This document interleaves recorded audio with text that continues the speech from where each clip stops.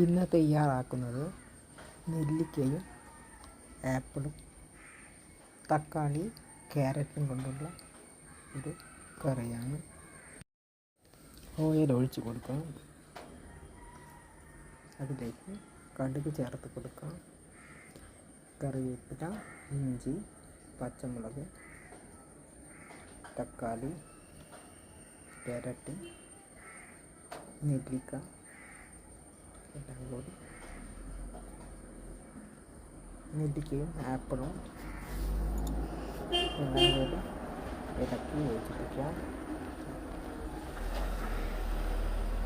അതിലേക്ക് 1 സ്പൂൺ മല്ലിപ്പൊടിയും 1 സ്പൂൺ മുളക് പൊടി, 1 സ്പൂൺ മഞ്ഞൾപ്പൊടി, ആവശ്യത്തിന് ഉപ്പും ചേർക്കാം. കുറച്ച് വെള്ളം ഒഴിച്ച് 10 മിനിറ്റ് അടച്ച് വയ്ക്കാം.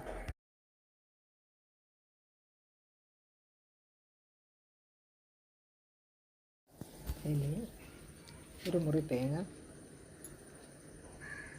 ജീരകം, വെളുത്തുള്ളി, കറിവേപ്പില എല്ലാം കൂടി ഒന്ന് വറുത്തെടുക്കാം. വറുത്തതിന് ശേഷം വേവിച്ചിരിക്കുന്ന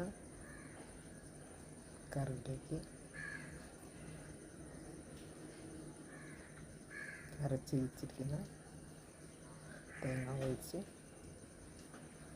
തിളപ്പിച്ചെടുക്കാം. 1 സ്പൂൺ ശർക്കര ചേർത്ത് യോജിപ്പിക്കാം. അതിനുശേഷം 2 സ്പൂൺ തൈര് ഒഴിച്ച് കൊടുക്കാം.